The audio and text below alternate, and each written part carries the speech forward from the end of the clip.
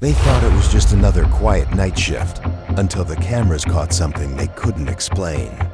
Tonight, we dive into 3 terrifying true stories from security. Guards who'll never see their job the same way again. I've been working with my company for quite a while now, about 6 years, give or take. Because of how long I've been there, I've earned seniority over most of the other employees. On top of that, I've gone through far more training and earned several certifications they don't have. Recently, the company picked up a contract to guard a government office building, but the location of this place was odd to say the least. I won't name the exact area, but picture this: a massive 6-story building sitting nearly in the middle of nowhere. The place is surrounded by a huge parking lot, and that parking lot is enclosed by a 10-foot metal fence topped with barbed wire. There's only one entrance and one exit, both located at the front gate that connects to a narrow side road. That side road stretches roughly 3 miles before it meets the main road leading to the highway. Everything beyond the fence is nothing but forest, no houses, no stores, no signs of civilization for miles. Thanks to my seniority, I usually get to pick my own shifts. I typically choose mornings or evenings and take weekends or Fridays and Saturdays off. But a few months after we started guarding this new location, we began running into problems keeping people on the overnight shifts. During the daytime, we'd usually have 3 guards working every day of the week. Overnight on weekdays, there were 2 guards. But for weekend overnights, Friday through Sunday, there was only 1. Before I go any further, I should mention that every guard on every shift carries a firearm. Anyway, since people kept quitting the weekend night shifts, my supervisor asked if I could help out until new guards were hired. He said it'd be a good chance for some overtime. Looking back now, I should have said no. But at the time, I needed the extra money because I was about to move into a new apartment. So I agreed. The first 2 weekends went smoothly, no weird incidents, no issues. But the 3rd weekend changed everything. It was a Saturday night around 2 a.m., and there was a nasty thunderstorm outside. I was in the camera control room on the top floor, which has a window facing the back parking lot. Inside the room were 3 large monitors showing the CCTV feeds from cameras inside the building, and a few outside, including the ones near the parking lot gates. Like usual, I had the lights off, watching movies I downloaded on my phone while occasionally playing games on my old handheld console.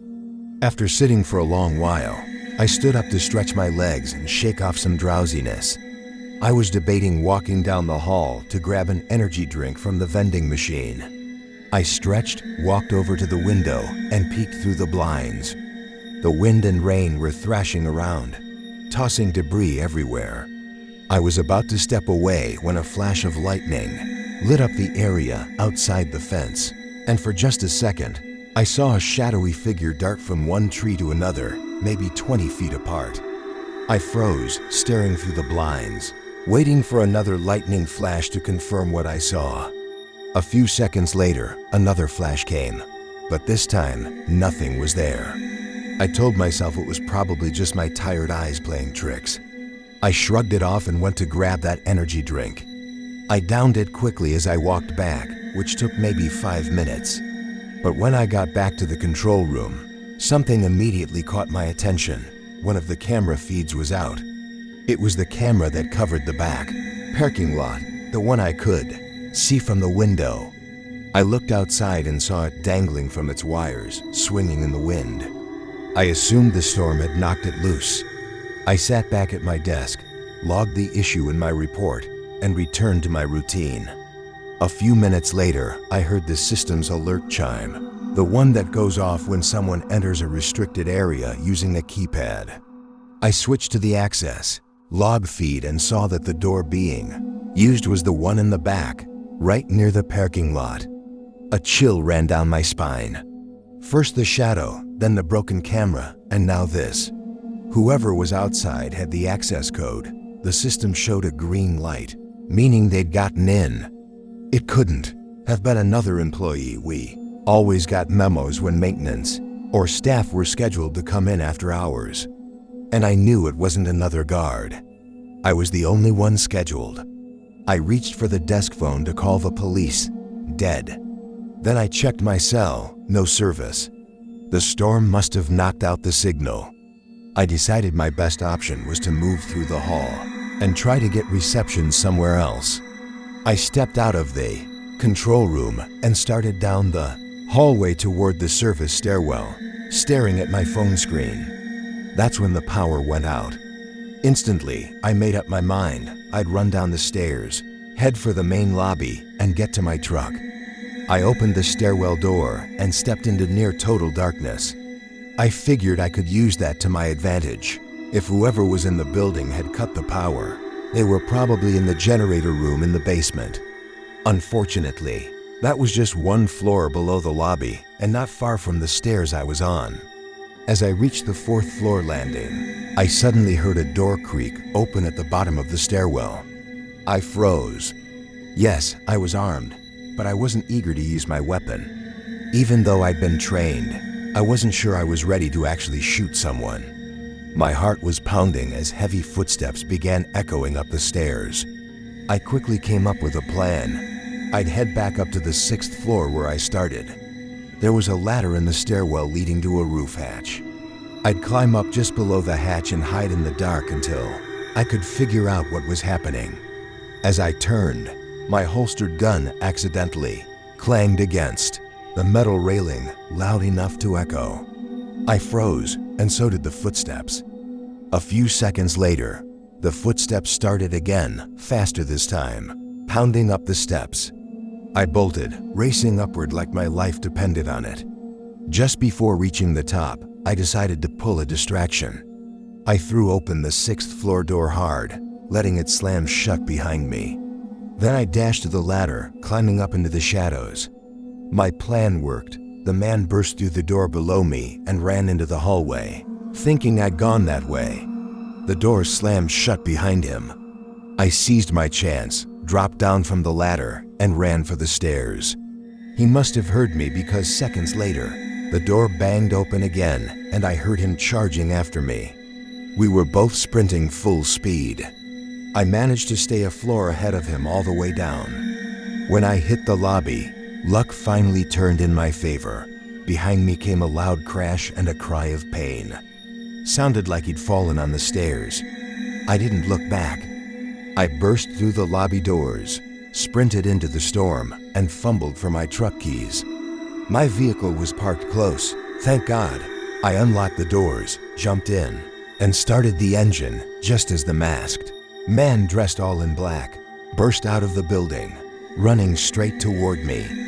I threw it into drive, slammed the gas, and tore out of there, tires screeching across the wet pavement. By the time I reached the main road, my phone finally got service. I immediately called the police. They met me about 15 minutes later, and I followed them back to the site. I explained everything, filled out statements for both them and my company. We searched the entire building and surrounding property, but found nothing. The worst part? When they checked the stairwell, they found something the intruder had dropped, a fully loaded, unregistered semi-automatic handgun. To this day, no one knows why that person broke into the building. There wasn't anything valuable or classified inside, at least not that I knew of.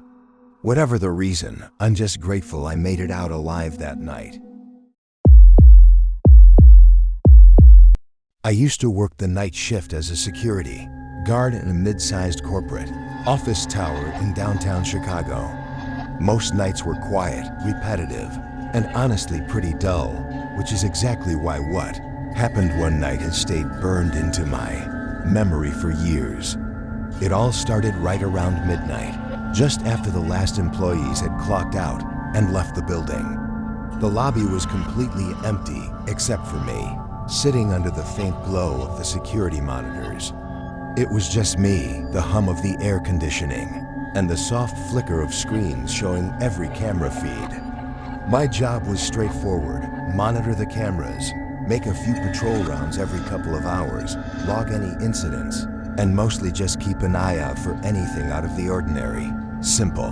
That night, I was doing my usual rounds, scanning through the different camera feeds, the hallways, the elevators, and the underground parking deck, when something strange caught my eye. On one of the screens showing the lower level of the garage, I spotted a figure moving between the parked cars. That immediately set off alarms in my head, because the garage was supposed to be completely empty after hours. Only employees with 24-hour access cards could get in, and I knew for a fact that no one had that privilege at the moment. At first, I tried to rationalize it. Maybe it was one of the IT guys working late, or perhaps a cleaner who had stayed behind. But it didn't add up. The janitorial staff had left hours earlier, and the person on camera wasn't carrying any equipment or wearing a uniform. He wore a long dark coat, too big for his frame, and he didn't seem to have a destination. He just drifted between the rows of cars like he was checking for something, or making sure no one was watching. Something about the way he moved made the hair stand up on the back of my neck. It wasn't natural. I called my supervisor to report what I was seeing. He told me to stay at my post and continue observing. I agreed, but my gut told me I needed to confirm what I was seeing in person. So against better judgment, I grabbed my flashlight, strapped on my radio, and headed for the elevator. The ride down felt longer than usual. Every floor that passed echoed through the elevator shaft, making my anxiety spike higher with each ding. When the doors finally slid open onto the parking level, I stepped out and swept my flashlight slowly across the garage. Empty, totally still. The only sounds were distant drips of water and the low buzz of fluorescent lights. It was the kind of silence that presses against your ears, making every tiny noise feel amplified. "Hello," I called out. "Security." My voice echoed softly against the concrete walls of the parking area. No reply. I walked slowly between the rows of cars, shining my flashlight around every corner. But there was nothing, no sound, no movement. My heart was racing a little, and I started thinking maybe I'd imagined it. Maybe it was just a trick of the light or the cameras. Trying to calm down, I went back upstairs to the lobby. When I sat back at my desk and looked at the security screens, I froze. There he was again, the same person, standing in the exact same spot in the garage. It didn't make sense. I had just checked that area myself. How could he be there again so quickly? I called my supervisor and told him what I saw. He told me to stay where I was and just keep watching. For the next 20 minutes, I saw the man slowly walk toward the stairwell. He looked around carefully, as if checking something. Then, just before reaching the door, he moved out of view and didn't appear on any other camera. I switched through every screen, hallways, elevators, stairwells, even the rooftop view. Nothing. It was like he had left completely. I sat there, unsure what to think, until I suddenly heard the elevator chime behind me. I turned, and the doors opened. The elevator was empty. But then I noticed something unusual, faint marks on the shiny floor, as if someone had just walked through with damp shoes. They led across the lobby and faded away near the hallway. It was a cold night outside, so it felt strange that someone would come in like that. That thought made me uneasy. If that person was really inside, they could be anywhere now, maybe just outside camera view. I called the night patrol team for assistance but paused before locking the control room. Something in me said I should double check, just to be sure. Looking back, that probably wasn't the best idea. I took the elevator to the 5th floor, flashlight in hand, moving quietly down the hallway. Every sound made me stop and listen, wondering if I was really alone. Every gust through the vents sounded like footsteps. Halfway down, I noticed one of the office doors slightly ajar. It was always supposed to be locked at night. My heart pounding, I nudged it open with my flashlight aimed forward. Inside was empty, just a desk, a monitor in sleep mode, and a chair neatly tucked in. I let out a shaky breath and stepped back into the hallway and froze. Footsteps behind me. Heavy, wet, uneven, getting closer. I spun around, flashlight shaking in my grip. At the far end of the hall, I caught a glimpse, that same dark coat. The figure was walking fast, not running, but with purpose, like he knew exactly where I was. That's when it hit me. He'd been following me the whole time, keeping out of sight whenever I turned or checked a camera. Adrenaline took over. I bolted down the hallway toward the stairwell, my shoulders slamming into the wall as I turned the corner. The sound of his footsteps pounded after me, echoing through the hallways. I didn't know how he got in or what he wanted, only that I needed to get out. I crashed through the stairwell door, stumbling down the steps, my flashlight beam bouncing wildly off the concrete walls. I slammed the door shut behind me. The footsteps stopped. Silence. I crouched there for several minutes, shaking, trying to steady my breathing, trying to convince myself I was imagining it all. But the echo of those wet steps kept playing in my head. When the backup patrol finally arrived, I must have looked pale and drenched in sweat. Together, we searched the entire building, floor by floor, office by office, down to the garage again. Nothing, no sign of anyone. No footprints. No dark coat.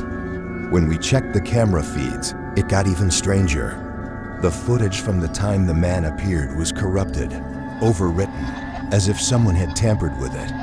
There was just a blank gap in the recording. That was it for me. I handed in my notice a few weeks later. I couldn't handle walking those empty hallways anymore, especially late at night, when the building creaked and the air vents groaned, sounding just like footsteps following behind me. Even now, years later, I get uneasy in empty garages and quiet office buildings after dark. I still catch myself glancing over my shoulder more often than I should, half expecting to see a long coat disappearing around a corner, or to hear those slow, wet footsteps again. And I know it wasn't something supernatural or ghostly. It wasn't some faceless spirit. It was a real person, someone who somehow got inside and followed me around that building, staying just out of view. I'll probably never know who he was, how he broke in, or what he wanted. But the thought that he could have been watching me, steps away in the dark, is something that still haunts me every time I remember that night in Chicago. This happened to me just a few nights ago. In fact, it was my very first night of training as a mobile security guard. Before I start, let me explain that a mobile security guard is basically someone who drives from site to site, checking properties where clients request security patrols. In my case, this took place in the Chicago metropolitan area, but the specific incident happened at a local pharmacy and medical center in Naperville. It was my first night as a trainee, and my supervisor, a friendly and professional guy, was showing me the ropes how to perform site patrols, write reports, and handle fire alarms, among other things. Normally, when an alarm goes off, dispatch alerts us through the radio, and we respond to the location where the alarm was triggered. However, on this particular night, we weren't responding to any alarm. We had just arrived at the medical clinic in Naperville for a standard perimeter check, nothing unusual. We pulled into the property at around 1:15 a.m. to make sure everything looked normal. But as soon as we stepped out of the vehicle and approached the building, something immediately felt off. First of all, the underground parking gate was wide open. Second, the front door had been smashed in. My supervisor stared at it and muttered, "What the hell? How is that even possible? If someone broke in, the alarm should have gone off." I honestly didn't know what to say. This was my very first night on the job. And according to my supervisor, this site was a brand new contract the company had just picked up. We cautiously entered the building. Then my supervisor said something that made my stomach twist. "Look at the elevator, it's moving." Sure enough, he wasn't kidding. The elevator lights showed it traveling from the ground level to the second, then the third, and finally stopping on the fourth floor, the top floor of the building. I asked, "Do you think someone's inside?" He nodded right away and pulled out his baton. My chest tightened with anxiety, and I could feel my heartbeat in my throat. I didn't want to be there. Every part of me was screaming to leave. Still, we stepped into the elevator and rode it up to the fourth floor. With each floor that passed, my nerves got worse. My adrenaline was pumping, and all I could think about was, what if someone's waiting for us when these doors open? What if they attack the second they see us? When the doors finally opened, there was no one standing there, but the entire floor was pitch black. We switched on our flashlights and started moving carefully through the hallway, checking each office room. Even my supervisor admitted he felt uneasy. "Stay close to me," he whispered. "If we see anyone, get ready to drop them fast." Luckily, we didn't find anyone on that level. We were both confused and tense until suddenly, we heard footsteps echoing from the stairwell. Someone was running downstairs. My supervisor and I hurried toward the door, ready to follow whoever was there. But just as we reached it, the sound stopped. Total silence. All we could hear was our own breathing. Then my supervisor grabbed his radio and said something I'll never forget. "Unit A4 to dispatch. Possible intruder detected in the lower area. Requesting immediate assistance." Dispatch replied right away, telling us to stay where we were and wait for support.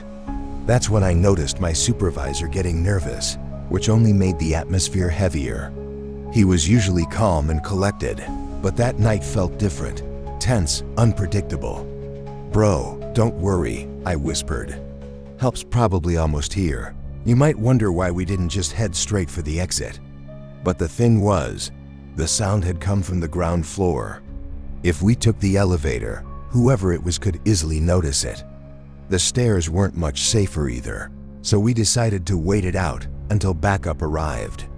After what felt like forever, maybe 15 minutes, we finally heard a door open and a voice call out, "Security." It was our senior supervisor. My supervisor quickly responded over the radio, "We're on the fourth floor. Be careful." We heard movement downstairs. A few minutes later, our senior supervisor reached us, and together we started checking each floor, one by one. Every hallway, every office, nothing. Then, just as we reached the third floor, we heard the front door downstairs swing open and quick footsteps heading outside. We ran down to the lobby, but when we got there, the place was completely empty. Whoever it was had already disappeared. We stood there, trying to make sense of it all. We had searched every floor, every corner, no sign of anyone. It felt almost impossible. To this day, I still don't know what really happened. All I know is that night left us with more questions than answers. And the strange part? This weekend, I'm scheduled to return to that same medical center for another shift. Only this time, I'll be working alone.